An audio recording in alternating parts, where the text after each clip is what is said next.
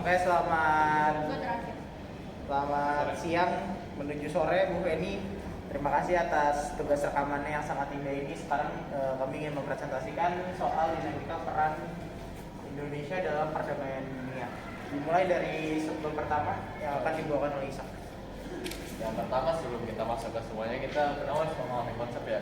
Jadi secara dasar itu hubungan internasional diartikan sebagai hubungan yang bersifat global yang meliputi semua hubungan yang terjadi dengan melampaui batas-batas ketatanegaraan. Jadi kayak misalnya dari batas dari negara Indonesia ke negara Malaysia ke berhubungan buat menyelesaikan suatu masalah. Nah, hubungan internasional ini itu berguna untuk menyelesaikan suatu masalah ataukah untuk membantu negara tersebut menjadi lebih maju gitu. Kayak misalnya Indonesia membutuhkan pangan, terus tetapi di lain sisi Indonesia memiliki banyak sumber daya alam seperti nikel. Jadi Indonesia bisa barter nikel untuk sumber daya yang pangan yang dibutuhkan oleh Indonesia. Nah, di sini ada 3 konsep hubungan internasional, yaitu ada politik luar negeri, hubungan luar negeri, dan politik internasional. Nah, secara singkat, politik luar negeri itu seperti kayak alat-alat yang digunakan untuk melakukan hubungan luar negeri. Kayak misalnya kayak kebijakan-kebijakan itu dengan untuk membuat hubungan internasional dengan negara lain. Yang kedua itu ada hubungan luar negeri. Nah, hubungan luar negeri itu seperti itu bentuk nyatanya kerjasama antara dua negara. Seperti kayak ekspor, impor, dan lain-lain. Yang ketiga itu ada politik internasional. Nah, politik internasional itu lebih menuju arah kepada organisasi-organisasi internasional yang ada di dunia ini. Selanjutnya sebab selanjutnya ini dibahas oleh rekan saya. Oke, selanjutnya kita masuk ke bagian pentingnya hubungan internasional bagi Indonesia. Nah, hubungan internasional ini pastinya sangat penting ya, karena suatu bangsa itu tidak bisa hidup sendiri tanpa bantuan dari negara lain. Nah, makanya untuk mendapatkan hubungan dari negara lain, suatu negara harus melakukan yang namanya hubungan internasional. Untuk dapat menjalin hubungan internasional ini, suatu negara ini harus kemerdekaan dan kedaulatannya itu harus diakui secara de facto dan juga de jure. De facto itu artinya diakui secara fakta atau secara nyata, dan de jure artinya secara hukum. Artinya kemerdekaan negara itu sudah legal secara hukum. Nah, perlunya kerjasama dalam bentuk hubungan internasional ini disebabkan oleh beberapa faktor yang terbagi ke dalam 2 faktor, yaitu faktor internal dan faktor eksternal. Nah, faktor internal sendiri adalah faktor yang berasal dari dalam negeri itu sendiri. Misalnya adanya kekhawatiran akan adanya ancaman dari negara lain seperti intervensi maupun kudeta. Kemudian bisa juga dengan adanya keinginan untuk menjalin hubungan internasional dengan negara lain, adanya keinginan untuk menyejahterakan, meningkatkan kesejahteraan nasional, dan juga adanya kepentingan atau kebutuhan dalam negeri yang tidak bisa dipenuhi sendiri. Jadi suatu negara membutuhkan bantuan dari negara lain untuk memenuhi kebutuhan dalam negerinya. Itu tadi adalah faktor internal. Sementara faktor eksternal itu adalah faktor yang berasal dari luar suatu negara.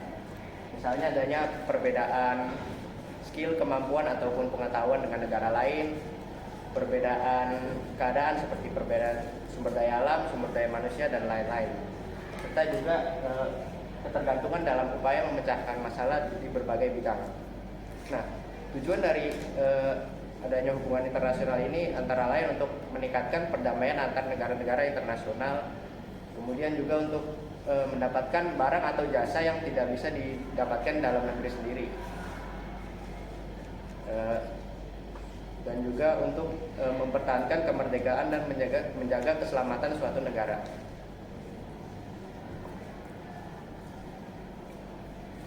Oke, setelah udah dibahas soal faktor internal dan eksternal, sekarang kita akan masuk ke politik luar negeri Indonesia dalam menjalin hubungan internasional. Tentu teman-teman, dalam hubungan internasional kita sendiri, Indonesia mempunyai corak politiknya.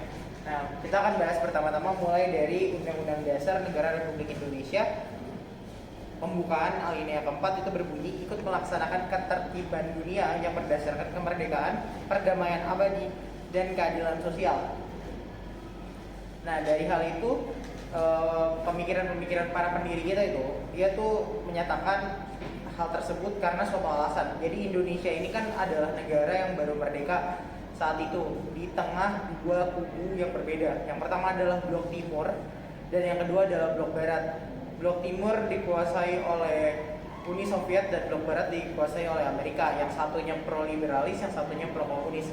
Tentu saja ini sangat berkebalikan atau berbeda dengan ideologi Pancasila. Maka dari itu Indonesia walaupun usianya masih muda, ia harus mengambil sikap seperti yang disampaikan oleh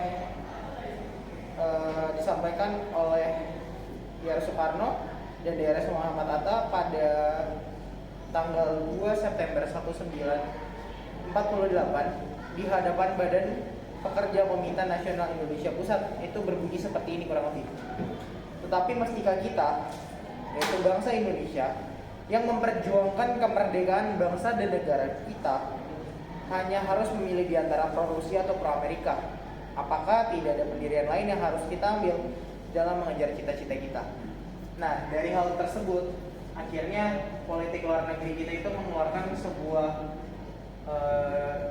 corak baru. Kita mulai menyusun sebuah corak baru yang akhirnya dimantapkan oleh salah satu judul pidato dari DRS Muhammad Hatta, yaitu mendayung di antara dua karang. Maksudnya adalah blok barat dan blok timur. Maka dari itu lahirlah corak politik Indonesia. Corak politik politik luar negeri Indonesia dalam menjalin hubungan internasional adalah bebas dan aktif. Maksud dari bebas dan aktif itu apa? Bebas berarti kita ini tidak memilih atau memihak atau dikontrol oleh pihak barat maupun pihak timur, tetapi kita dengan jalannya kita sendiri.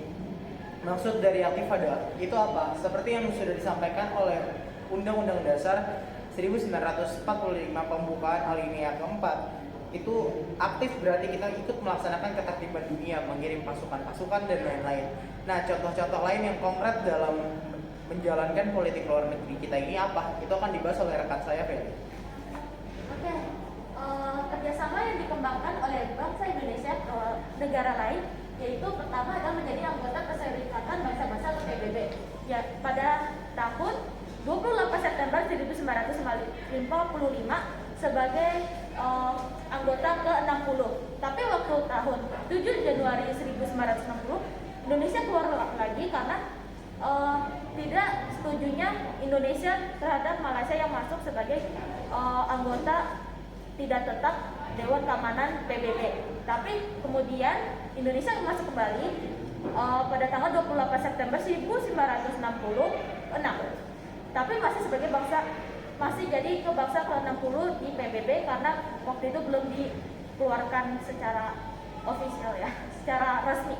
Nah, kemudian pada di nomor 2 ini ada menyelenggarakan Konferensi Asia Afrika KAA pada tahun 1955 di Bandung. Nah, lebih tepatnya sih di pada tanggal 18 April 1955 sampai 24 April 1955 yang meningkatkan solidaritas semangat terhadap negara Asia Afrika sehingga adanya Dasar-Sila Bandung. Kemudian mendirikan gerakan Blok pada tahun 1961 dan melakukan konferensi pada tahun 1962. Nah, ini telah dijelaskan oleh Elgin ya tadi kalau misalkan adanya gerakan Blok. Jadi adanya pada tahun itu ada dua kubu, adanya perang dingin ya setelah perang, meskipun sudah selesai perang dunia keduanya. Jadi ada di kubunya Amerika dan Uni Soviet. Nah, tapi Indonesia mengambil di tengah-tengahnya yaitu gerakan non-blok yang tidak memihak bagian Amerika, bagian Barat, dan Uni Soviet di bagian timur. Kemudian nomor 4 yaitu mengirimkan pasukan Garuda. Nah, pasukan Garuda ini dikirim untuk membantu perselisihan yang terjadi di Kongo atau di Vietnam yang waktu itu terdapat perang saudara ataupun terjadinya peperangan atau perekonomian yang sulit pada saat itu. Kemudian menjadi salah satu pendiri ASEAN atau Association of Southeast Asian Nations. Nah, pada saat itu didirikan ASEAN pada tahun 8 Agustus 1967 yang pada saat itu Menteri Luar Negeri kita Adam Malik menandatangani ASEAN. Kemudian ikut serta dalam perlombaan olahraga internasional seperti Olimpiade, ASEAN Games, ASEAN Games yang pakai E, dan lain-lain. Dan kemudian aktif dalam beberapa organisasi internasional seperti OPEC. OPEC itu negara-negara pengekspor minyak.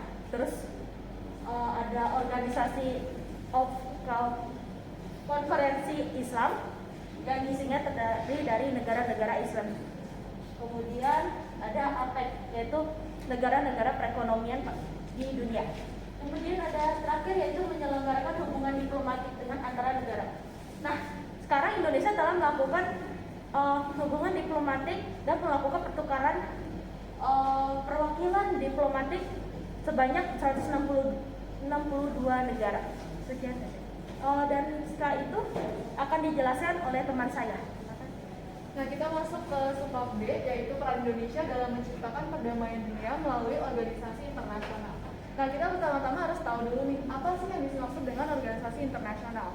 Jadi, organisasi internasional merupakan sebuah organisasi yang dibuat berdasarkan suatu perjanjian, berdasarkan pada hukum internasional, dan juga memiliki karakteristik hukum internasional tersendiri. Jadi, maksudnya, dia itu dibuat berdasarkan hukum internasional, tetapi dapat membuat hukum internasional lainnya.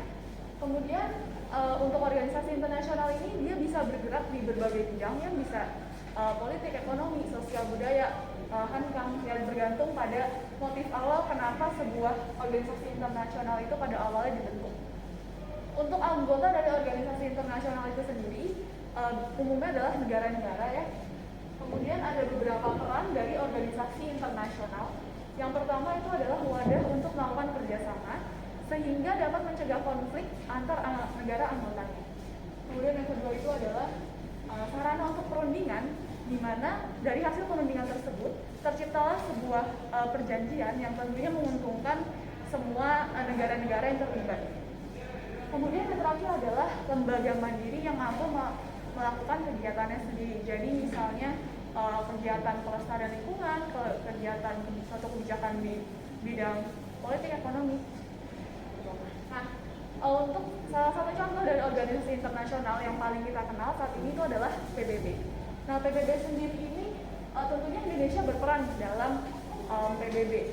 Indonesia itu pada awalnya masuk ke PBB itu pada tanggal 28 September 1950. Kemudian sempat keluar pada tanggal 7 Januari 1965 dikarenakan Indonesia tidak terima karena Malaysia diterima sebagai anggota tidak tetap DK keamanan PBB. Nah, kenapa sih Indonesia itu nggak setuju masuknya Malaysia itu ke anggota PBB? Itu karena Indonesia itu menganggap kalau misalnya Malaysia itu merupakan negara yang kemerdekaannya diberikan oleh Inggris, dan pada saat itu emang Indonesia ini emang lagi konfrontasi sama Malaysia, makanya dia nggak terima lah kalau Malaysia yang dianggapnya itu mengancam keberadaan empire itu masuk jadi anggota keamanan PBB. Kemudian jadi PBB ini dia ada berbagai macam lembaga-lembaga lainnya yang berada di bawah naungannya. Misalnya itu pertama kayak ILO atau Organisasi Buruh Internasional yang Indonesia itu masuk pada tahun 1950. Nah, untuk ILO sendiri peran Indonesia itu untuk saat ini dari periode 2021 sampai 2024 Indonesia itu menjadi sekretariat dewan dari ILO yang tugasnya itu adalah untuk merumuskan peraturan-peraturan yang digunakan pada ILO. Jadi ILO ini tujuannya adalah untuk meningkatkan kesejahteraan buruh-buruh internasional, jadi untuk seluruh dunia. Yang kedua itu adalah FAO atau Organisasi Pangan dan juga Pertanian Internasional. Untuk FAO sendiri, peran Indonesia itu adalah sama seperti tadi, dia menjadi anggota dewan dari FAO pada periode 2021 sampai 2024, yang dia itu tugasnya adalah juga kurang lebih untuk merumuskan peraturan-peraturan yang digunakan oleh FAO. Nah, FAO ini tujuannya adalah untuk meningkatkan ketahanan pangan di negara-negara seluruh dunia, baik negara maju maupun negara berkembang. Nah, kemudian untuk peran lainnya di FAO, Indonesia ini juga sempat mengikuti salah satu konferensinya pada tahun 2020, nama itu CPF, yang dia itu kurang lebih hasilnya adalah mendorong supaya pemerintah itu lebih meningkatkan ketahanan pangannya, terutama dari ancaman yang saat ini itu lagi melanda, itu pandemi COVID-19. Kemudian ada IFAD, jadi IFAD itu Indonesia join di IFAD itu 1977. Perannya apa sih? Nah, peran dari Indonesia pada di IFAD itu adalah dia ini sempat menjadi ketua sidang dari IFAD yang dia pada tahun 2018 di Roma, yang pada saat itu membahas untuk pelaksanaan investasi di pedesaan. Kemudian yang terakhir itu adalah UNESCO. Indonesia itu masuk menjadi anggota UNESCO itu pada tahun 1950. Nah, untuk UNESCO sendiri, peran Indonesia itu adalah salah satunya meratifikasi hasil dari konferensi UNESCO pada tahun 2005, tapi diratifikasi oleh Indonesia itu pada tahun 2012. Yang kurang lebih intinya adalah supaya pemerintah itu lebih mendorong adanya promosi bagi kebudayaan Indonesia. Kemudian salah satu prestasi Indonesia di PBB itu adalah Adam Malik itu sempat menjadi ketua sidang Majelis Umum PBB untuk pada masa sidang itu 1974. Kemudian Indonesia ini juga sempat menjabat 3 periode menjadi Dewan Keamanan PBB. Yang pertama itu pada tahun 1974 sampai 1975, yang kedua itu tahun 1995 sampai 1996, dan pada periode ini namanya itu ada Mukhtar Kusuma-Atmaja, yang dia itu berhasil menjadi Presiden Dewan Keamanan PBB selama sebanyak 2 kali. Kemudian yang untuk periode terakhirnya adalah 2007 sampai 2009. Untuk selama pada masa jabatan Indonesia itu jadi anggota tidak tetap PBB ini, dia itu mengirimkan pasukan Garuda ke negara-negara yang sekiranya sedang berkonflik gitu. Jadi misalnya kayak tadi udah dijelaskan juga kayak perang saudara yang ada di Vietnam, terus kayak Rusia, Lebanon, pokoknya negara-negara yang sekiranya itu pada saat itu mengalami konflik. Terus ada juga nih keputusan Indonesia yang menjadi anggota ILC, yaitu Mukhtar Kusuma-Atmaja tahun 1992 sampai 2001, dan juga Nobel Award tahun 2007 sampai 2011, dan kemudian terpilih lagi pada tahun 2012 sampai 2014. Selanjutnya kita masuk ke organisasi internasional yang kedua. Setelah tadi sudah dijelaskan apa itu organisasi internasional dan juga salah satu contohnya adalah PBB, kemudian contoh yang kedua adalah ASEAN. Ya, Indonesia berperan dalam ASEAN, Association of Southeast Asian Nations. Nah, jadi Indonesia ini sangat berperan aktif dalam organisasi ASEAN sebagai sesama negara dalam satu kawasan, satu ras, satu rambut, hubungan negara-negara di Asia Tenggara seperti layaknya kakak beradik. Jadi sebenarnya apa aja sih peran Indonesia dalam ASEAN? Yang pertama, Indonesia berperan dalam pendiri ASEAN. Indonesia bersama 4 negara lainnya yaitu Singapura, Malaysia, Thailand, dan Filipina menandatangani deklarasi Bangkok pada 8 Agustus 1967 yang dibuat untuk ASEAN ini bisa membangun kerjasama antar negara di kawasan Asia Tenggara. Yang kedua, Indonesia merupakan penyelenggara KTT pertama, yaitu KTT pertama diselenggarakan di Bali pada tanggal 23 sampai 24 Februari tahun 1976.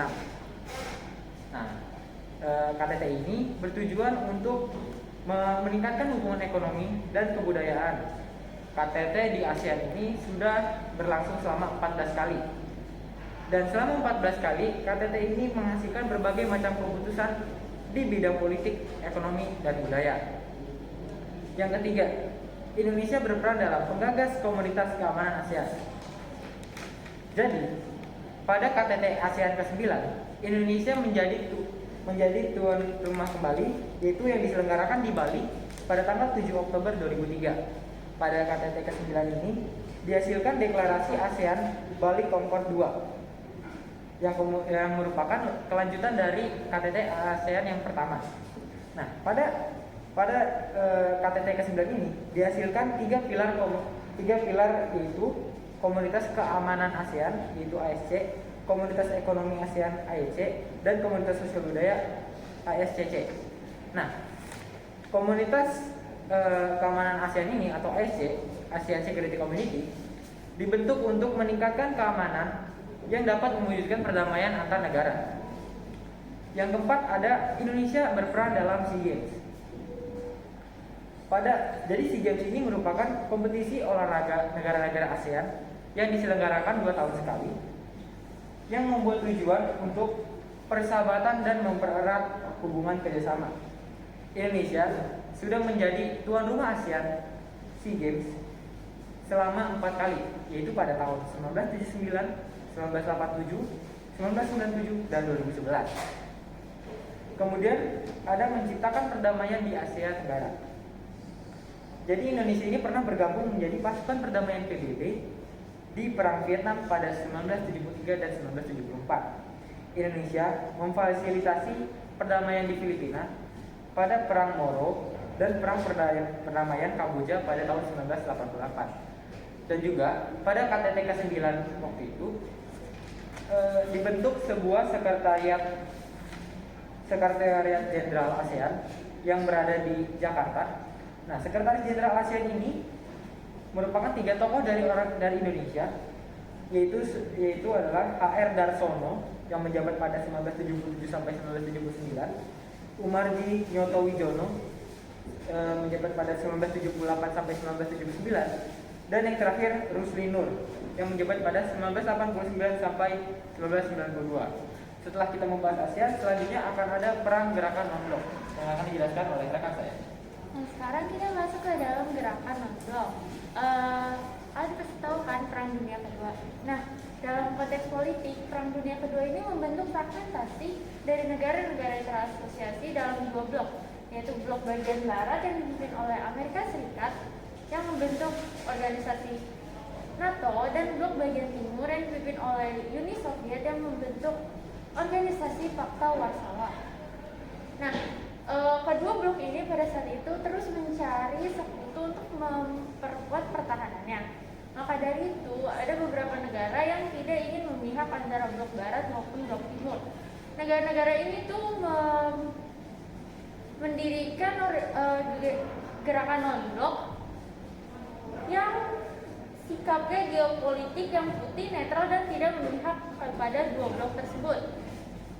Non-blok itu pertama kali dikenalkan oleh Perdana Menteri India Nehru dalam pidatonya pada tahun 1954 di Colombo, Sri Lanka. Dalam pidatonya itu, Perdana Menteri India ini menjelaskan 5 pilar yang dapat menjadi pedoman yang disebut juga sebagai Pancasila atau 5 pengendali, yang yaitu ada yang pertama saling menghormati integritas teritorial, yang kedua perjanjian non agresi, yang ketiga tidak mengintervensi urusan dalam negara, yang keempat kesetaraan dan keutuhan, dan yang kelima menjaga perdamaian. Gerakan non-blok ini pertama kali dilakukan di KAA atau Konferensi Asia Afrika di Bandung pada 1955. Konferensi Asia Afrika ini berlangsung pada tanggal 18 sampai 24 April 1955 dan dihadiri kurang lebih 29 negara. Konferensi ini menyepakati dasar sila Bandung yang sebagai prinsip dan penyelenggara hubungan dan kerjasama antar bangsa. Pendiri GNB ini ada 5 orang. Yang pertama ada presiden dari Mesir yaitu Gamal Abdel Nasser. Yang kedua adalah presiden Ghana yaitu Kwame Nkrumah. Yang ketiga ada presiden Indonesia yaitu Soekarno-Hatta. Yang keempat ada presiden Yugoslavia yaitu Josip Broz Tito. Dan yang kelima ada perdana menteri India yaitu Jawaharlal Nehru. Non-blok ini didirikan pada konferensi tingkat tinggi yang pertama di Belgrade, Yugoslavia pada tanggal 1 sampai 6 September 1961. Pendiri GNB ini sepakat untuk mendirikan gerakan dan bukan organisasi guna menghindarkan diri dari implikasi birokrasi dalam membangun upaya kerjasama. Jadi tujuan dari gerakan non-blok ini untuk mengatur kerjasama antar anggota-anggota yang masuk ke dalam gerakan, dan yang kedua meredakan ketegangan yang pada saat ketegangan dunia akibat pertentangan dua negara adidaya, yaitu blok barat dan blok timur. Terus peran-peran gerakan non-blok ini yaitu perannya Indonesia sebagai pelopor GNB, yaitu Indonesia ini turut adil dalam berdirinya gerakan non-blok karena salah satunya yaitu presiden kita sendiri yang pelopor dan ikut adil dalam gerakan non-blok. Yang kedua ada tuan rumah KA dan KTT. Konferensi Asia Afrika ini dilakukan di Bandung pada 1955. Dan konferensi kita tingkat tinggi pada yang ke-10 di Jakarta. Sekian presentasi dari kelompok kami, terima kasih.